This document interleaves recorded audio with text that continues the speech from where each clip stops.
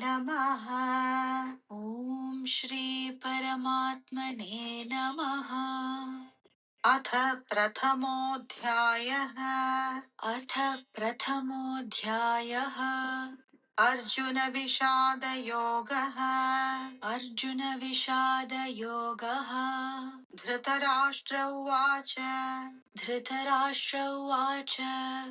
धर्मक्षेत्रे कुरुक्षेत्रे समवेतायुयुत्सवः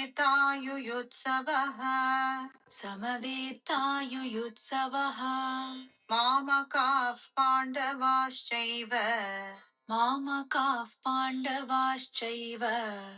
किमकुर्वत सञ्जय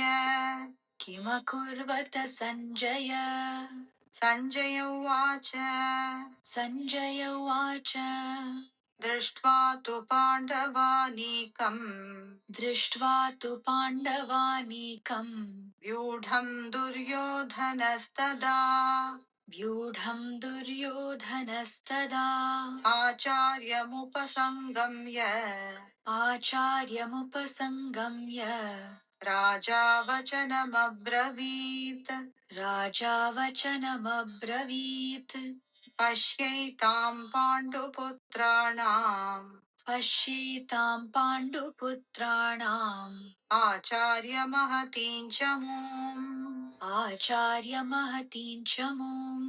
व्यूढां द्रुपदपुत्रेण तव शिष्येण धीमता अत्र शूरा महेश्वासाः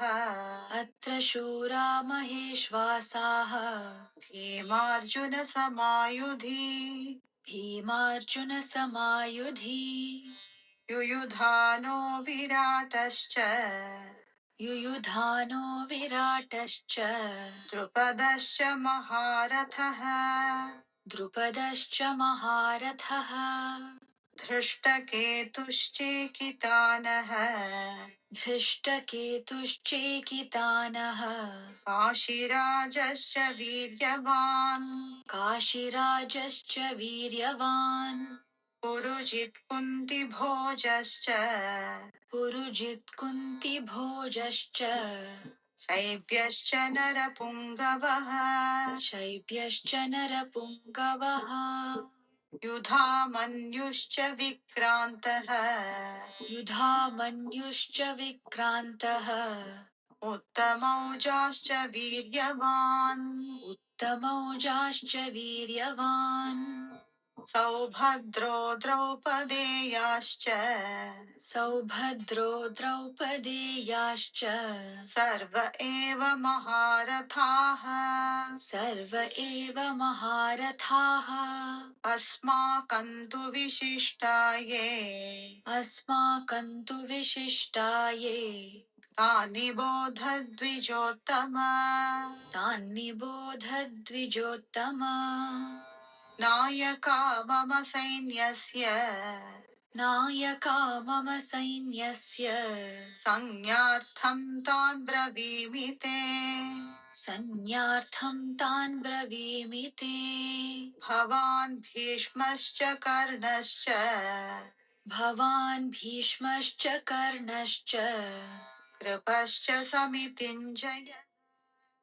कृपश्च समितिञ्जयः अश्वत्थामा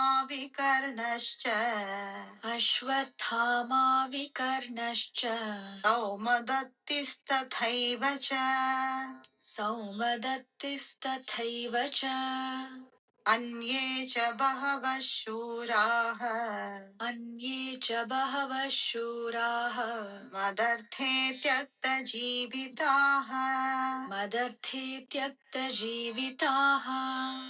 नानाशस्त्रप्रहरणाः सर्वे युद्धविशारदाः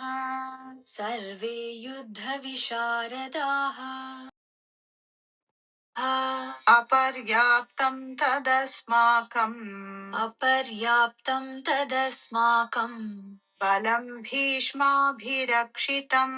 बलं भीष्माभिरक्षितम् पर्याप्तं त्विदमेतेषाम् पर्याप्तं त्विदमेतेषाम् बलं भीमाभिरक्षितम् बलं भीमाभिरक्षितम् अयनि